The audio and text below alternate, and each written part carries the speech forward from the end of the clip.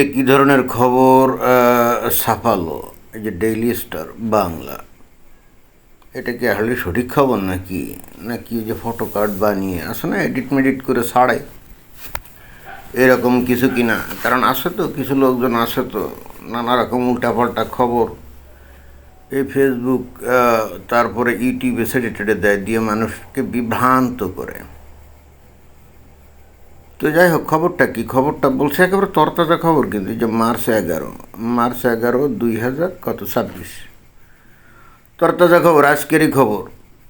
তো সে খবরে কি বলছে? বলছে কি, রাশিয়ার তেল কিনতে যুক্তরাষ্ট্রের অনুমতি চাইল বাংলাদেশ। মানে এটা বুঝলাম না। রাশিয়ায় তেল আছে, সেখান থেকে তো চায়না তেল কেনে, ভারত তেল কেনে, তুরস্ক তেল কেনে, আরও কত দেশ তেল কিনে, কেনে না কেনে তো। তো বাংলাদেশে যদি তেল দরকার হয় তারা কিনবে, তো এখানে রাশিয়া থেকে তেল কিনতে গেলে যুক্তরাষ্ট্রের অনুমতি নিতে হবে কী জন্যে? বুঝলাম না। বাংলাদেশ কি এখন তাহলে যুক্তরাষ্ট্রের উপনিবেশ নাকি? এটা এটা তো আসলেই জটিল একটা বিষয়, এবং আমি কোনোভাবেই বুঝতে পারছি না। বাংলাদেশ কি তাহলে এখন ওই যে আমেরিকার উপনিবেশ হয়ে গেছে নাকি? আমি তো আগেও বহু ভিডিওতে বলছিলাম যে বাংলাদেশকে যদি আমেরিকা চায় নিয়ে নিতে পারে, তাদের একটা স্টেট বানাতে পারে, 51st স্টেট অফ ইউএসএ, এটা করতে পারে, তাহলে বাংলাদেশের মমিন মুসলমান যতই ইহুদিন আসারাদের ঘৃণা করুক, আমেরিকার ধ্বংস কামনা করুক, আমেরিকাকে ঘৃণা করুক, আবার অ্যাট দ্য সেম টাইম সেই মমিন মুসলমানরা আবার ওই যে আমেরিকার এম্বাসিতে গিয়ে ধর্ণা দেয় যদি একটা আমেরিকার ভিসা পাওয়া যায় এবং আমেরিকায় চলে যাওয়া যায়। তো ওই মোহাম্মদ ইউনূসের সরকারের একেবারে লাস্ট মোমেন্টে, অর্থাৎ 12 তারিখে ইলেকশন ছিল তো, ফেব্রুয়ারি 8 কি 9 ফেব্রুয়ারি কি একটা জানি চুক্তি করছিল এই যে এই আমেরিকার সাথে। এখন সেটা তো একটা অনির্বাচিত সরকার ছিল, তারা এই ধরনের কোনো রাষ্ট্র টু রাষ্ট্র চুক্তি করতে পারে? এ অধিকারই তো তাদের নেই, এই বৈধতাটাই তো তাদের কাছে নেই। কিন্তু ঘটনা হচ্ছে আমেরিকার সাথে চুক্তি করছে, চাইলে তো ধ্যাম করে বাদ দিয়ে দিবে, সেটা তো সম্ভব না। অন্য যে কোনো ছোটোখাটো রাষ্ট্রের সাথে যদি চুক্তি করতো, যেমন ধরেন যে যদি ভুটানের সাথে করতো, নেপালের সাথে করতো, এমনকি ভারতের সাথেও যদি করতো, তখন এই যে বর্তমানে যারা ক্ষমতা আছে বিএনপি, তারা বলতো যে ওই অন্তর্বর্তীকালীন সরকার, ওদের কোনো বৈধতা ছিল না, স্টেট টু স্টেট তারা কোনো চুক্তি করার ক্ষমতা রাখে না। অর্থাৎ এই বলে কিন্তু বাতিল করে দিতে পারতো, এবং তেমন কিছু তাতে ফলশ্রুতি কিছু ঘটতো বলে মনে হয় না। বাট দেশটা তো আমেরিকার সাথে চুক্তি করা হয়েছে, তাতে বৈধ সরকার হোক আর অবৈধ সরকার হোক, চুক্তি তো একটা করছে নাকি। এখন অন্তর্বর্তীকালীন সরকার তো নাই, এখন তো নির্বাচিত সরকার, তো তারা কি চাইলেই এখন আমেরিকার সাথেই চুক্তি বাতিল করে দিতে পারে? এই সাহস কি আছে? তবে হ্যাঁ, এই রাশিয়া থেকে তেল কেনার ব্যাপারটা আরও আগের, ওই চুক্তির মধ্যে এগুলো আছে, বিষয়টা মনে হয় সেরকম না।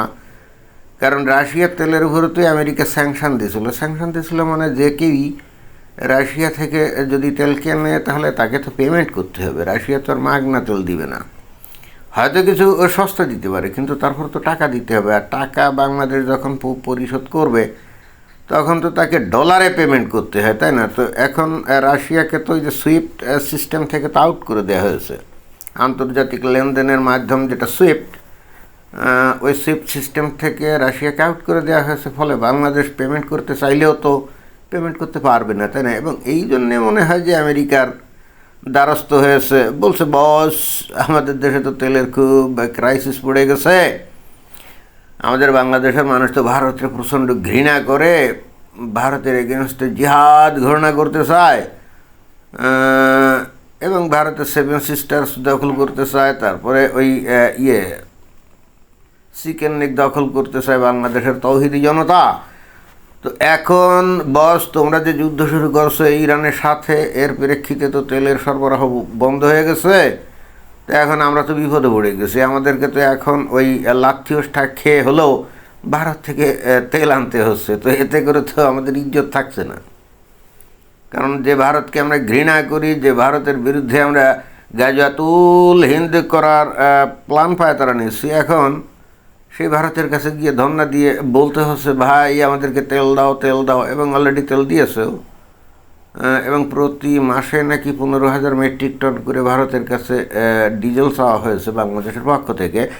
এটা নিয়ে তো এই যে বাংলাদেশের কিছু কিছু লোকজন তো খুবই সমালোচনা করছে যে 2 দিন আগেও ভারতরে তোমরা গোষ্ঠী উদ্ধার করে ছেড়ে দিয়েছো, ভারতের সাথে চোখে চোখ রেখে কথা বলবা, ভারতের বিরুদ্ধে যুদ্ধ করবা, আর এখন সেই ভারতের কাছে গিয়ে হাত জোড় করে কাছুমুছু করে এই যে তেল ভিক্ষা করছে। এটা তো লজ্জা নেই, লজ্জা শরম নেই? জাতি হিসেবে তাহলে বেলজ্জিত বেহা হয়ে যাচ্ছি, তাই না?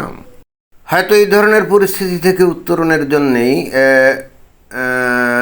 এখন এই যে রাশিয়া থেকে তেল কেনার জন্য চেষ্টা চালাচ্ছে বাংলাদেশ। তো এখন চেষ্টা চালালে তো হবে না, তাকে পেমেন্ট করতে গেলে সুইফট সিস্টেম ইউজ করতে হবে, যেটা নাকি আমেরিকা নিয়ন্ত্রণ করে। অতএব আমেরিকার অনুমতি তো দরকার হবেই, তা নাহলে তো তেলের দাম পরিশোধ করা যাবে না, তাই না? কিন্তু যত যাই বলা হোক না কেন, এটা তো স্বাধীনতা সার্বভৌমত্বের লঙ্ঘন, তাই না? যদিও রাশিয়া থেকে চায়না এবং ইন্ডিয়া বিপুল পরিমাণে তেল আমদানি করে, 2 দিন আগেও তো ডোনাল্ড ট্রাম্প বলল যে রাশিয়া থেকে ভারত তেল কিনতে পারে। তো ভারতকে যদি আমেরিকা মানে ডোনাল্ড ট্রাম্প যদি মানে অ্যালাউ করে, অ্যাপ্রুভ করে, তাহলে বাংলাদেশকে কেন করবে না? করা উচিত নাকি? তবে ওই যে সুইফট সিস্টেমের মধ্যে না থাকার কারণে যেহেতু কিনতে পারবে কিনা কে জানে, মানে পেমেন্টটা করবে কী করে বাংলাদেশ? ভারত এবং চায়না যে কেনে, এগুলো যে তাদের নিজস্ব কারেন্সি দিয়ে কেনে। যেমন ভারত কিন্তু রুপি দিয়েই তেল কেনে, আর ওদিকে ওই চায়না কিন্তু তাদের নিজস্ব যে মুদ্রা আছে, ইউয়ান বা রেনমেনবি নাকি ইউয়ান, তো ওইটা দিয়ে কেনে। তো ভারত যখন রুপি দিয়ে তেল কেনে, তখন ওই রুপি রাশিয়া কী করে, ওই রুপি দিয়ে ভারত থেকে পণ্য কিনে নেয়, যে কারণে হচ্ছে ডলারের কোনো লেনদেন এখানে নাই, এবং ডলারকে বাইপাস করে এই লেনদেনগুলো হয়। ওই একইভাবে চায়নাও ওই ডলারকে বাইপাস করে লেনদেন হয়। এখন বাংলাদেশের তো সেই সুযোগ নেই। বাংলাদেশের টাকা দিয়ে কি রাশিয়ার তেল কেনা যাবে? মনে তো হয় না। তবে হ্যাঁ, একটা প্ল্যান করতে পারে বাংলাদেশ, সেটা হলো যে যেহেতু ওই ভারত বিপুল পরিমাণে তেল কেনার সুযোগ পেয়ে গেছে রাশিয়া থেকে, তাই না? বাংলাদেশ কিন্তু ভারতের সাথে একটা করতে পারে, আভ্যন্তরীণ চুক্তি টুক্তি করতে পারে নাকি, যে ভাই তোমরা যদি 1 লক্ষ ব্যারেল আনো একদিন, তো ওর সাথে আমাদের জন্য 20,000 ব্যারেল এক্সট্রা এনো, যেটা আমাদেরকে দিবা। কিন্তু আমি ভাবছি যে রাশিয়ার তেল করার জন্য, রিফাইন করার জন্য যে রিফাইনারি, এটা কি বাংলাদেশে আছে? বাংলাদেশের যে রিফাইনারিগুলো, এগুলো তো বেসিক্যালি ওই যে মধ্যপ্রাচ্যের যে তেল, ক্রুড অয়েল, ওইগুলার জন্যই উপযোগী, তাই না?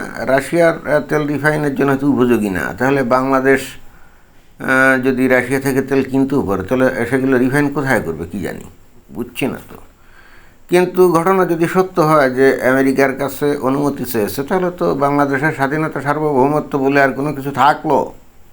অথচ গত 1.5 বছরে অন্তর্বর্তীকালীন সরকারের আমলে খালি স্বাধীনতা সার্বভৌমত্ব নিয়ে সিলেসিলি করতো। তো তারা শেষমেশ বাংলাদেশকে এখন এই আমেরিকার একটা কি উপনিবেশ বানিয়ে ফেললো। অবশ্যই একদিক দিয়ে ঠিক আছে, আমেরিকা পৃথিবীর সবচাইতে ধনী দেশ, শক্তিশালী দেশ, তাই না? তাদের উপনিবেশ হয়ে থাকা খারাপ না, অন্তত ভারতের মতো তো গরিব দেশ না, তাই না? যে ভারতের মতো গরিব দেশের উপনিবেশ হয়ে থাকার চাইতে আমেরিকার উপনিবেশ হয়ে থাকা আমার কাছে অনেক লাভজনক মনে হয়। কিন্তু আমেরিকা তো পাজি, বর্তমানে বাংলাদেশের কোনো লোককে নাকি তারা ভিসাই দেয় না। আমি একজনের কাছে শুনলাম 5% জনকেও নাকি এখন আমেরিকা ভিসা দেয় না। তাহলে আমেরিকার উপনিবেশ হয়ে আমাদের ফায়দাটা কি, সেটাও তো বুঝলাম না। ধন্যবাদ।